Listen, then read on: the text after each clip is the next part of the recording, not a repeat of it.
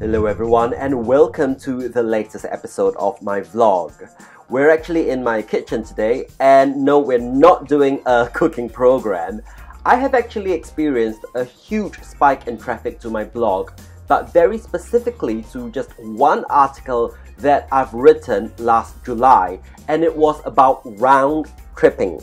No doubt many of you are interested to find out what round tripping is because of the very high profile court case in Singapore right now about City Harvest Church, Kong-Hee and San Ho's music career. And if you are not already following this case, you should! It's very entertaining, it's very juicy and like wow! Now, a lot has been said in the media about this case already, and I have already written a lot about this case when it first exploded all over the media, and you can find the links to the articles that I've written about this case in my blog in the description box below. Now, one of the key points about this case centers around the concept of round tripping. It is in fact referring to the misappropriation of church funds to fund San Ho's English language music career in America. A lot of people don't actually understand why what City Harvest Church did was so illegal, or why these people were even arrested in the first place. After all, didn't the congregation at CHC give this money willingly to the church?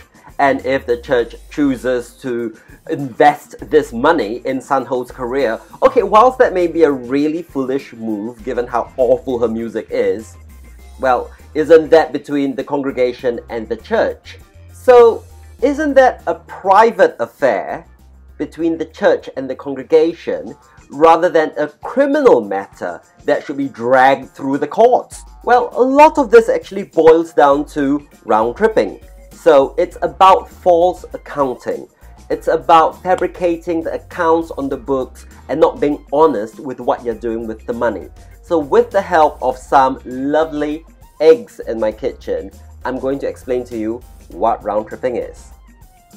Let's begin with 10 eggs. I have here 10 eggs. They represent the assets of the organization. Like any organization, CHC has got to be financially accountable for all its assets. Why? Because the government wants to know how much assets you have so that they can tax you.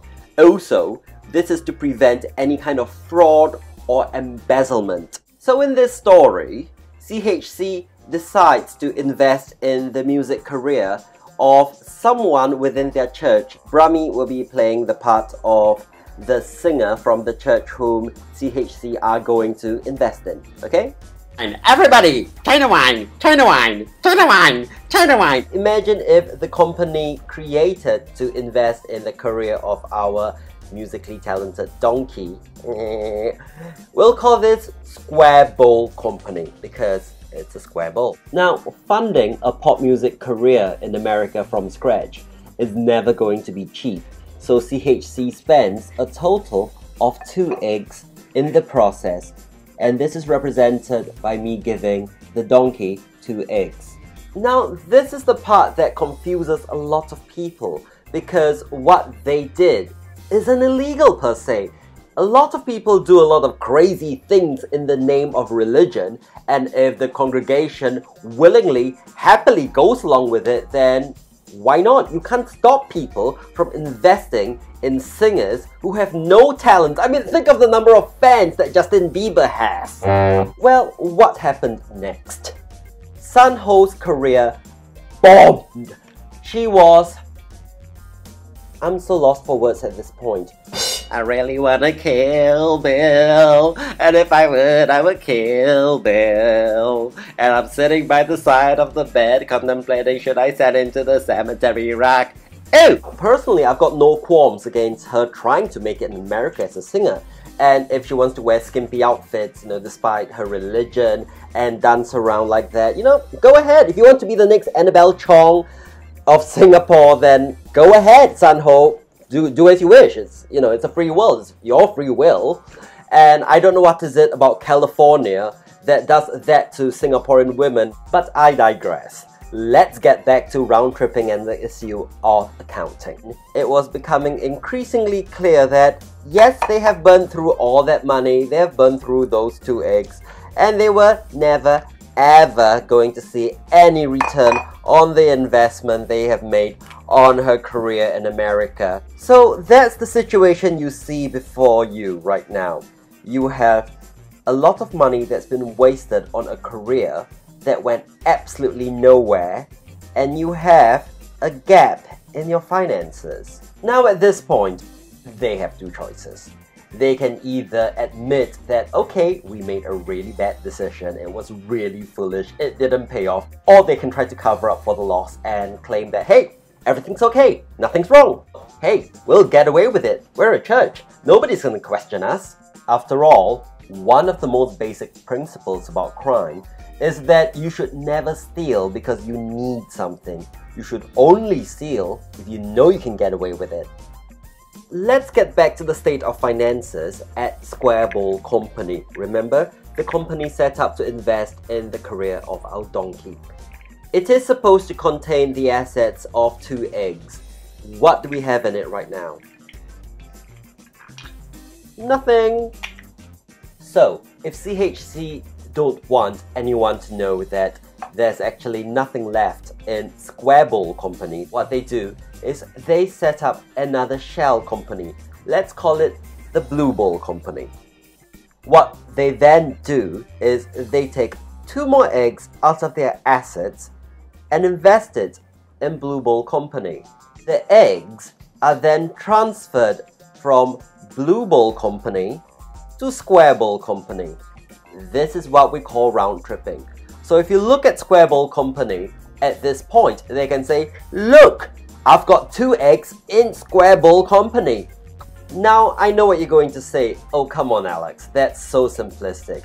Anyone can look down and see the whole picture and in fact notice that there are, at the moment, only 8 eggs left in the picture. But think about this. How much money do you have in the bank right now? Think about it, all the different accounts, put it together, come up with a number, okay? And if I want you to prove to me right now that you have all that money in the bank, what are you going to do? You are simply going to go to your bank and ask them for a statement. And you will give me a bank statement to say, see, Alex, that's all the money I have in the bank. It says so on this official looking bank statement. So for example, at this stage, we have successfully proven that, oh look, there are 2 eggs in the Square Bowl Company. What if the auditor wants to look at the Blue Bowl Company then? So you get your equivalent of a bank statement to prove that there are 2 eggs in the Square Bowl Company. You move the 2 eggs into the Blue Bowl Company, get another bank statement or equivalent to show the auditors, and what you have are 2 pieces of paper to show to the auditors that both the Square Bowl Company and the Blue Bowl Company both contain 2 eggs. But in fact, the reality looks a little bit more like this. Now, big organizations with a lot of money are not simply going to leave millions and millions of dollars in a current account. No, they are going to have innovative and creative ways to make sure that all that money that they have doesn't just sit in a current account. They would be invested in various schemes. So auditors have to really chase quite a complicated paper trail in order to make sure that everything they claim is totally legit. The auditors can be misled and can be fooled if the paper trail is simply too hard to follow. So if people who have nothing to hide already have, by nature, a very complicated paper trail when it comes to proving where all their assets lie, can you imagine how easy it is for an organization with something to hide to just make that paper trail a little bit more complicated so as to avoid things they don't want the auditor to see? Basically, you have a number of assets being moved from one container to the other, from one shell company to another, so as to make the paper trail very complicated and very hard to follow. So you can't actually see how much is actually in each vehicle at one time. What do you think about the case? Do you have any questions about the issue of round tripping? Or do you have some comments about how they thought they could have got away with it if not for the whistleblower? So that's it from me for this episode. I hope you've enjoyed it. Right now I have some eggs I need to cook and I need to clear up this mess in front of me right now. And I don't quite know what I'm gonna do. Maybe I can make myself a really big omelette for dinner and have it with some China wine. On second thoughts, maybe not. Everybody, China wine, China wine, China wine, everybody, China wine, China wine, China wine, China wine, everybody, China wine, China wine, China wine, China wine, everybody, China wine, China wine.